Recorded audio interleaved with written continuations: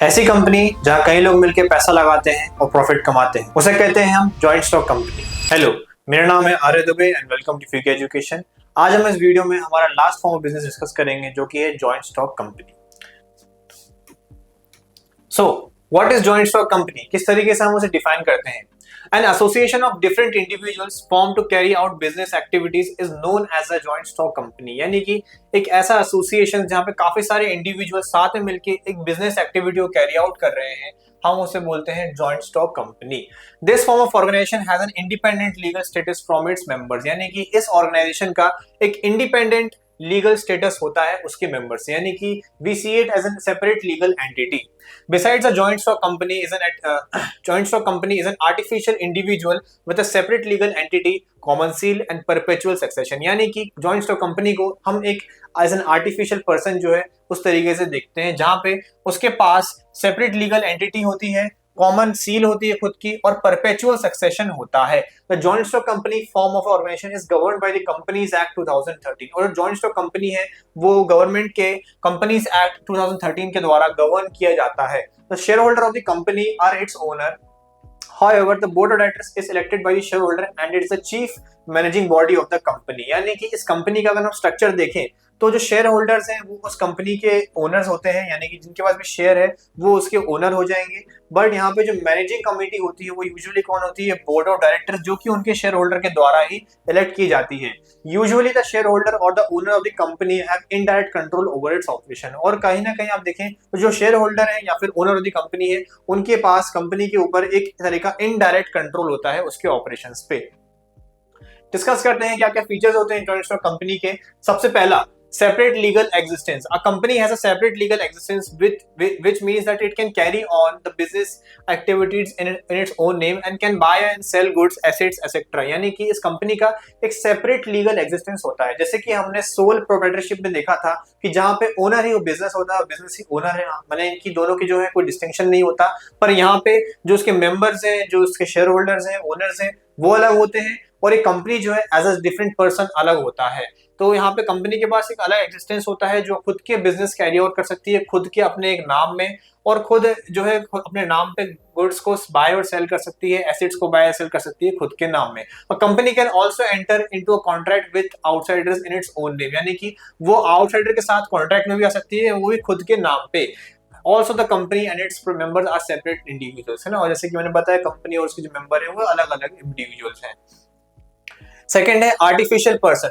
Like a human being, a company does not have a physical body. Instead of by law, it is an artificial person। यानी कि एक इंसान की तरह company जो है उस खुद की फिजिकल बॉडी नहीं होती है, पर कहीं ना कहीं जो उसको राइट्स देके रखे हैं लॉ के द्वारा, हम कह सकते हैं कि वो एक आर्टिफिशियल पर्सन है। It means that the operation of a company are performed by elected representatives of the member, also known as director। यानी कंपनी के जो भी ऑपरेशंस होते हैं वो इलेक्टेड मेंबर्स के द्वारा ही किए जाते हैं।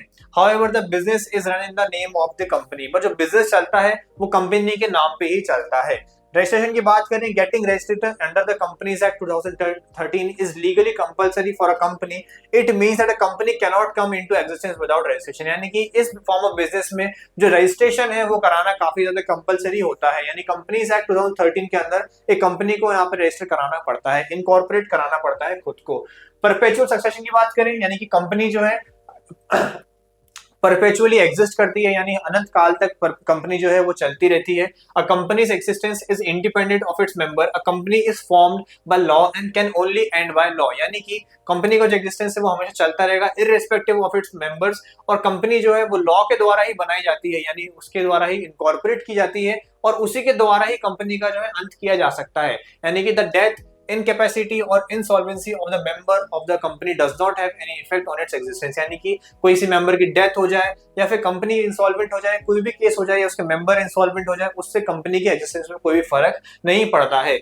In simple term, member may come and go, but the company goes on forever and the life of the company can come to an end only through the legal process of winding up। यानी कि जो company है वो हमेशा चलती रहेगी, members आएंगे, members जाएंगे, पर कंपनी को कोई फर्क नहीं पड़ता है और कंपनी की जो लाइफ है हमेशा चलती रहेगी। सिर्फ लॉ यानी लीगल प्रोसेस के द्वारा ही कंपनी को खत्म किया जा सकता है। फिफ्थ है common seal. As a company is an artificial person, it can not sign any contract etcetera.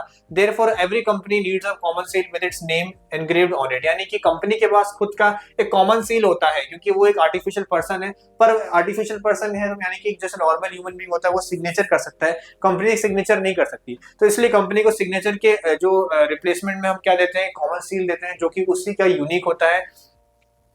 As a group of member performs different activities of the company and those people acting on behalf of the company can use the common seal as signature of the company। यानी कि जो group of member हैं वो different activity perform करते हैं और जो people यानी कि जो लोग हैं जो कंपनी के बिहाफ पे एक्ट कर रहे हैं वो सील का इस्तेमाल कर सकते हैं कंपनी के बिहाफ पे सिग्नेचर करने के लिए। It mean that any document that does not contain the common seal of the company is not binding of the company. यानी कि जो डॉक्यूमेंट है जिसमें कंपनी की कॉमन सील नहीं है तो वो कंपनी को बाइंड नहीं कर सकती उस डॉक्यूमेंट से। ट्रांसफरेबिलिटी की बात करें, a company's capital is divided into shares and the member of the company can freely transfer those shares.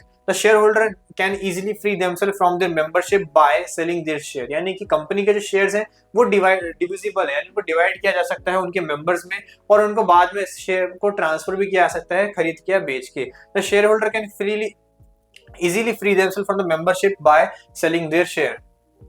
यानी जो शेयर्स हैं उनको इजीली सेल किया जा सकता है शेयर होल्डर के द्वारा। However the share of a private limited company are not easily transferable. यानी कि एक प्राइवेट लिमिटेड कंपनी जो होती है उसके शेयर्स इतने इजीली ट्रांसफरेबल नहीं होते हैं।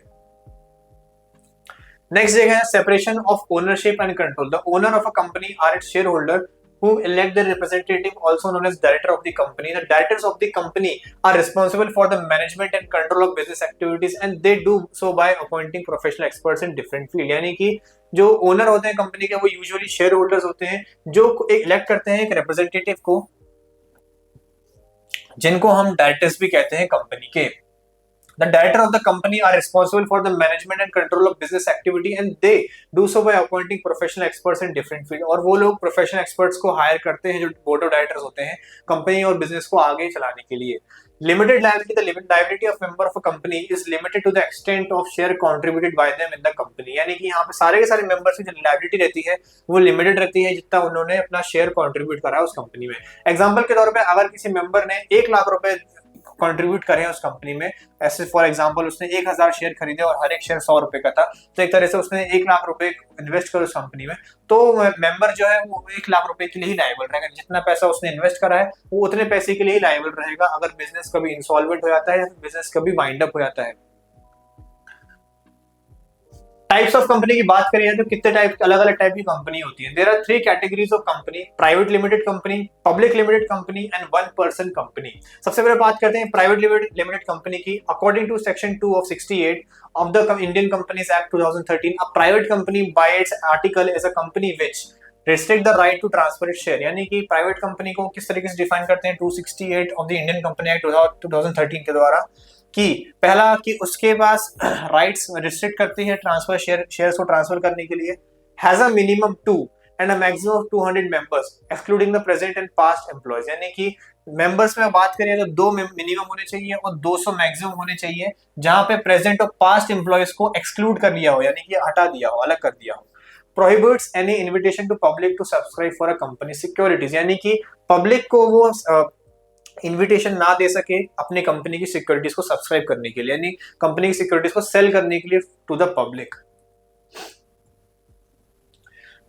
वहीं बात करते हैं पब्लिक लिमिटेड कंपनी की, तो अ company which is not a private company is a public limited company. यानी कि ऐसी कंपनी जो इस डेफिनेशन के अंदर नहीं आती है, प्राइवेट लिमिटेड कंपनी की डेफिनेशन के अंदर नहीं आती है, उसको ही हम क्या बोलते हैं, एक public company. However, a private company which is a subsidiary of a public company is treated as a public company। यानी कि ऐसी कोई प्राइवेट कंपनी जो किसी पब्लिक कंपनी की सब्सिडरी हो, यानी कि उस कंपनी से ही आई हो, यानी पब्लिक कंपनी है, कोई पेरेंट कंपनी है और उसी की दूसरी कंपनी उसने खोली, वो एक प्राइवेट कंपनी है, तो उस कंपनी को भी एक पब्लिक कंपनी की तरह ट्रीट किया जाएगा। According to companies act, a public company is a company which, यानी कि क्या क्या रिक्वायरमेंट रहती है, has minimum 7 members and no limit on the maximum number of member. यानी एटलीस्ट 7 मेंबर्स होने चाहिए और कोई लिमिट नहीं होती है मैक्सिमम नंबर ऑफ मेंबर्स में। Has no restriction on the transfer of securities, यानी कोई रिस्ट्रिक्शन नहीं होता सिक्योरिटीज को ट्रांसफर करने का, यानी इनके शेयर्स और सिक्योरिटीज जो होते हैं वो ट्रांसफरेबल होते हैं member to member. It is not prohibited to invite general public to subscribe to its securities. यानी कि जनरल पब्लिक को आप इनवाइट कर सकते हैं अपनी कंपनी के शेयर्स को या फिर सिक्योरिटीज को सब्सक्राइब करने के लिए, परचेज करने के लिए।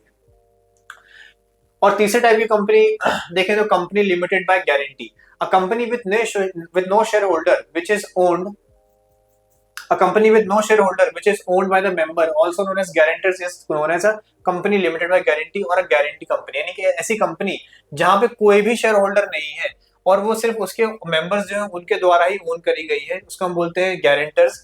उसको हम बोलते हैं क्या, एक कंपनी लिमिटेड बाय गारंटी और a guarantee company. The guarantors agree to pay a nominal amount to the company if it gets wound up. यानी कि अगर बाद में कभी जाके कंपनी वुंड अप होती है, यानी कि कंपनी बंद कर दी जाती है, तो वो एक नॉमिनल अमाउंट जो है उसको पे करने के लिए एग्री करते हैं। This form of business is usually used for non profit organisation. और इस टाइप का बिजनेस जो है वो नॉन प्रॉफिट ऑर्गेनाइजेशंस में ही इस्तेमाल करा जाता है। देन अगला आता है company limited by shares. A company with member whose liability is limited to the amount unpaid on the shares held by them is known as company limited by shares। यानी कि ऐसी कंपनी जहां पे जो partners हैं उनकी liability limited है, जितना अमाउंट उनने पे नहीं करा है उनके शेयर्स पे, या फिर सिंपल भाषा में उन्होंने जितना अमाउंट उस कंपनी में इन्वेस्ट करा है वहीं तक उनकी अगर लाइबिलिटी है तो उसको हम बोलते हैं company limited by shares. And third company जो आपके आती है वो आती है one person company. According to companies act 2013, apart from public और a private company, one can also form a new type of entity, one person company या फिर OPC। As per section 3 of the one of the Companies Act 2013, a person company is a company which has only one person as its member। यानी कि एक one person company की ऐसी company है जहां पे, जैसा नाम सजेस्ट करता है, सिर्फ एक ही मेंबर है उस कंपनी का, यानी वन पर्सन ही वहां पे उसका मेंबर है। Rule 3 of 1 states that only a natural person who is also an Indian citizen and a resident is eligible to incorporate one person company। यानी रूल 3 जो है वो क्या कहता है कि एक नेचुरल पर्सन ही जो कि इंडियन सिटीजन और रेसिडेंट दोनों है वही ऐसी कंपनी को क्या इनकॉर्पोरेट कर सकता है। Besides, an individual cannot incorporate more than one OPC or become a nominee in one more than one OPC। यानी कि एक इंडिविजुअल जो है वो एक वन पर्सन कंपनी से ज्यादा इनकॉर्पोरेट नहीं कर सकता और ना ही वो किसी और कंपनी में नॉमिनी बन सकता है किसी और दूसरी वन पर्सन कंपनी में। Also if an OPC's paid up share capital exceeds 50 lakh or its average annual turnover during the relevant period exceeds 2 crore rupees, it has to be compulsorily convert itself into public or private company। यानी कि इसकी भी limitations होती हैं कि अगर OPC का paid up share capital 50 lakh रुपए से ज्यादा होता है या फिर उसका एवरेज एनुअल टर्नओवर जो है वो 2 करोड़ रुपए से ज्यादा होता है, तो उसको फिर कंपल्सरीली कन्वर्ट करना पड़ेगा अपने आपको एक प्राइवेट कंपनी में या फिर एक पब्लिक कंपनी में। सो आप देख सकते हैं प्राइवेट जो टाइप्स ऑफ कंपनी है उसका किस तरीके से यहाँ पे हम देखा डिवीजन होता है। सबसे पहले हमारी प्राइवेट कंपनी आती है, फिर हमारी पब्लिक कंपनी आती है और वन पर्सन कंपनी आती है। ये तीन मेन क्लासिफिकेशन होते हैं। प्राइवेट कंपनी में जहाँ पे शेयर्स और सिक्योरिटीज ट्रांसफरेबल नहीं होती है, मिनिमम 2 मेंबर और मैक्सिमम 200 मेंबर्स होते हैं। पब्लिक कंपनी जहाँ पे शेयर्स उसके ट्रांसफरेबल होते हैं, मिनिमम 7 मेंबर्स और मैक्सिमम की कोई लिमिट नहीं होती है। और वन पर्सन कंपनी जहाँ पे सिर्फ एक मेंबर होता है, लेकिन उसमें भी कुछ लिमिटेशंस होती है कि एक पॉइंट के बाद अगर उसका एनुअल टर्नओवर 2 करोड़ से ज्यादा होता है या फिर उसका paid up share capital 50 lakh रुपए से ज्यादा होता है तो उसको ऑप्ट आउट करना पड़ता है पब्लिक या प्राइवेट कंपनी में। और हम देख सकते हैं पब्लिक कंपनी को दो अलग अलग हिस्सों में कहा गया है, एक पब्लिक लिमिटेड बाय गारंटी और कंपनी लिमिटेड बाय शेयर्स। जहां पे गारंटी वाले में यूजुअली आप जाने तो एनपीओ यानी नॉन प्रॉफिट ऑर्गेनाइजेशन जो होती है वो ऐसी कंपनीज यूजुअली ऑपरेट करती हैं जहां पे उससे कोई अलग से मेंबर नहीं होते, कोई शेयर होल्डर्स नहीं होते हैं, सिर्फ उसके जो कंपनी के क्रिएटर्स होते हैं, जो ओनर्स होते हैं वही होते हैं जिनको हम कहते हैं गारंटर्स, और इसलिए कहलाती है कंपनी लिमिटेड बाय गारंटी। और वहीं पे कंपनी लिमिटेड बाय शेयर्स जहां पे उनके पास एक्चुअल शेयर कैपिटल होता है, जहां पे वो शेयर्स को ट्रांसफर कर सकते हैं। एंड यूजुअली मेजोरिटी आप देखें जो प्रॉफिटेबल बिजनेसेस होते हैं वो इन्हीं कंपनीज का इस्तेमाल करते हैं। अब हम बात करते हैं advantages of joint stock company में, क्या क्या एडवांटेजेस होते हैं एक जॉइंट स्टॉक कंपनी के। जैसे कि हमने फॉर्म्स देख लिए, अब देखते हैं कि जॉइंट स्टॉक कंपनी के क्या क्या बेनिफिट्स होते हैं। सबसे पहला limited liability. The liability of member of a company is limited to the extent of the share contributed by them in the company. यानी कि एक ऐसी कंपनी में जहां पे सब मेंबर्स की लायबिलिटी कैसे होती है, लिमिटेड होती है, जितना भी उन्होंने शेयर कंट्रीब्यूट करा है उस कंपनी के अंदर। If a company faces a loss, the share holder of the company do not have to sell off their personal property for repayment. यानी कि कभी कल को कंपनी एक लॉस में आती है तो शेयर होल्डर को बस कोई अपनी पर्सनल प्रॉपर्टी को बेचने की जरूरत नहीं है उस कंपनी के लॉस को रिपे करने के लिए। This advantage of joint stock company attracts people to invest money in the company form of business. इस कारण से ज्यादातर लोग इसी फॉर्म ऑफ बिजनेस में इन्वेस्ट करने के लिए ज्यादा अट्रैक्ट होते हैं। सेकंड हमारा है transfer of interest. As the shares of a company are transferable and can be easily bought and sold in the market, it brings liquidity of investment in the company। यानी कि यहाँ पे जो shares हैं उनको हम इजीली ट्रांसफरेबल कर सकते हैं, इजीली बॉट एंड सोल्ड किए जा सकते हैं मार्केट में, जिससे कंपनी में जो है लिक्विडिटी आ जाती है। The shareholders can anytime convert their share investment into cash and can use the amount to buy shares of another company. यानी कि जो शेयर्स हैं उनको कभी भी शेयर होल्डर्स कैश में कन्वर्ट कर सकते हैं, सेल करके और दूसरी कंपनी के शेयर्स ही परचेज कर सकते हैं.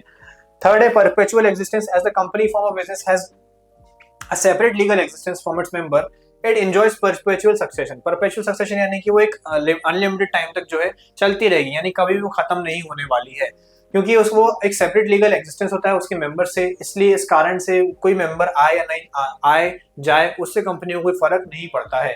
It means that a company can be found by law and by law, यानी कि कंपनी जो है सिर्फ लॉ के द्वारा ही क्रिएट करी जा सकती है और लॉ के द्वारा ही खत्म करी जा सकती है through process of winding up only. That is the death, insolvency and incapacity of member do not have any effect on the companies existence. Growth and expansion की बात करिए, अ company has more scope for expansion and growth because it has large financial resources and higher profit rate. It means that if a company has retained profit, it can easily use the amount for its growth and expansion. यानी कि जितने भी अभी हमने form of business discuss करे उसमें से अगर हम बात करें कि किस फॉर्म्स ऑफ बिजनेस में सबसे ज्यादा स्कोप होता है ग्रोथ एंड एक्सपेंशन का, तो वो है company type of business. Because company के पास काफी ज्यादा लार्ज फाइनेंशियल रिसोर्सेज होते हैं और हाई प्रॉफिट रेट्स होते हैं, और कंपनी जो प्रॉफिट अपने पास बचा के रखे उसका इस्तेमाल डायरेक्टली इस्तेमाल कर सकती है ग्रोथ और एक्सपेंशन के लिए. Next है efficient management. Every business requires specialized people and experts for better performance and result. As a company has huge fund at its disposal, it can easily hire experts to perform various business activity and can efficiently improve its working and performance. यानी कि एक business जो होता है उसमें specialised लोग और experts की जरूरत होती है जिससे कि वो बेटर परफॉर्म कर सके, और जैसे ही कंपनी के पास ह्यूज फंड होते ही हैं उसके पास, तो वो इजीली ऐसे एक्सपर्ट्स को हायर कर सकती है और जिससे क्या है बिजनेस जो है और इफेक्टिवली और एफिशिएंटली काम करता है. Large scale amount of capital. As a company can issue shares to the general public, it grabs the biggest advantage of large capital. Besides, the value of a large share is very low.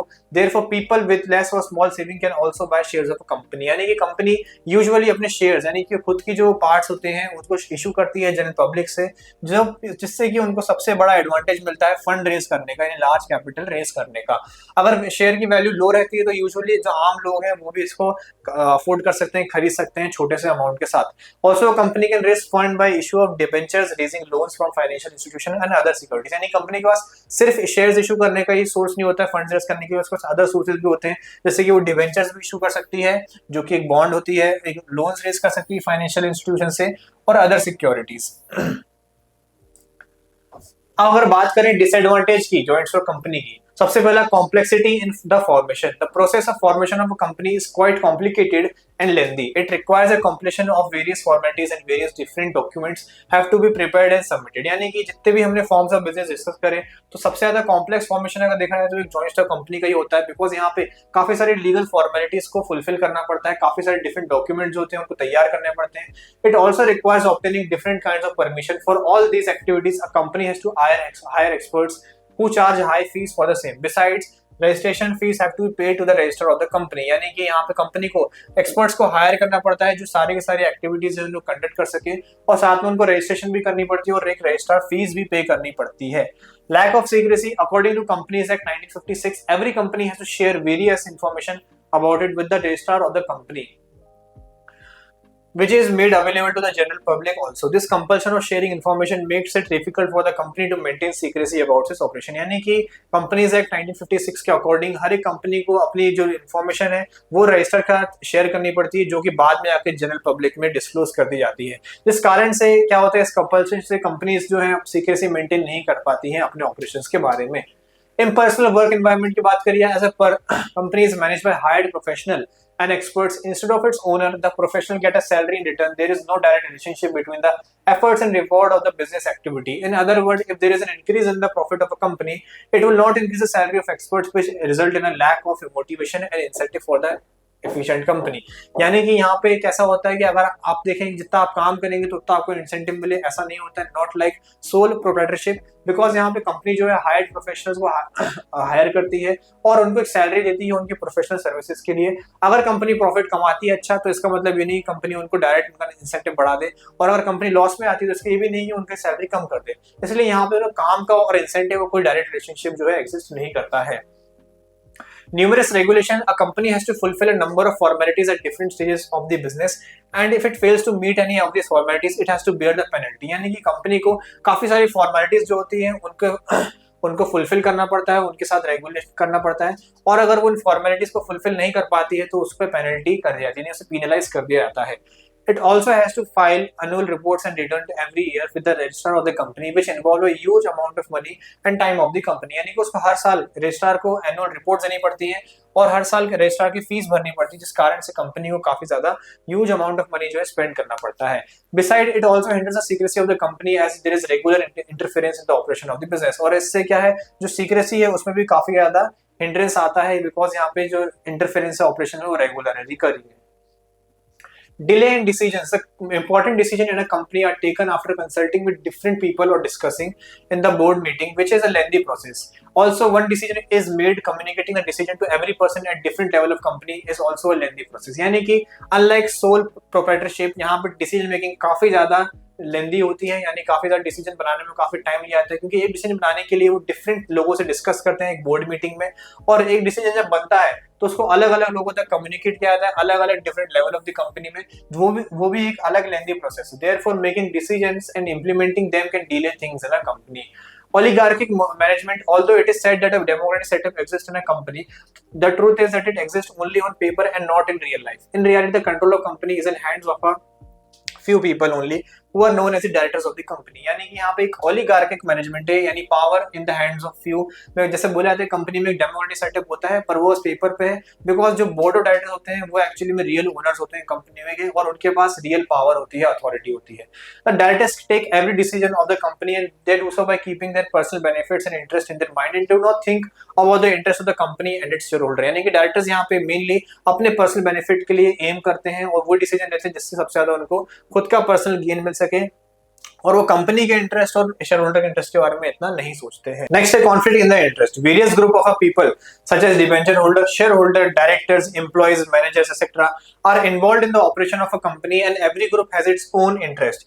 It is not possible that every group's interest align with a decision which can result in the conflict of interest between different groups। यानी कि एक company में काफी सारे अलग अलग groups जो हैं वो एग्जिस्ट करते हैं, जैसे कि डिवेंचर होल्डर्स का एक ग्रुप अलग होता है, शेयर होल्डर्स अलग होते हैं, बोर्ड ऑफ डायरेक्टर्स अलग होते हैं, एम्प्लॉयज अलग हैं, मैनेजर्स अलग हैं, और ऐसे करके काफी अलग अलग पार्ट्स में कंपनी डिवाइडेड होती है, और सबके जो व्यूज हैं, सबके जो ओपिनियंस हैं वो एक दूसरे के साथ मैच नहीं करते हैं, यानी सबके इंटरेस्ट अलग होते हैं, कुछ के इंटरेस्ट अलग दिशा में अलाइन करते हैं और कुछ के अलग, जिस कारण से कंपनी के अंदर कॉन्फ्लिक्ट्स अराइज करना काफी ज्यादा इजी होता है। After comparing the merits and demerits of a company, it can be said that this form of business organization is suitable for basic and heavy industries, businesses requiring a huge amount of funds with heavy risk, and businesses with large scale operation। यानी कि अगर हम देखें सारे के सारे merits और demerits company के, तो हम कह सकते हैं कि कंपनी बिजनेस सूटेबल उसके लिए है जहाँ पे बिग बेसिक और हेवी इंडस्ट्रीज हो गई, वहां पे आपको ऑपरेट करना है, और ऐसा बिजनेस जहाँ पे आपको काफी ज्यादा ह्यूज फंड्स की रिक्वायरमेंट हो, जहाँ पे हेवी रिस्क हो, और business with large scale operation जहां पे एक लार्ज स्केल पे ऑपरेट कर सकें। तो ऐसे अगर आपकी कंडीशंस हो तो एक कंपनी बिजनेस सबसे ज्यादा सूटेबल बिजनेस होता है। तो जॉइंट स्टॉक कंपनी एक सेफ और ऑर्गेनाइज तरीका है लार्ज स्केल बिजनेस को चलाने का। अगर आपको ये वीडियो पसंद आया हो तो आप इस वीडियो को लाइक शेयर सब्सक्राइब करना ना भूलें, एंड ऑल्सो आज ही डाउनलोड करें फ्यूक एजुकेशन ऐप को। Thank you.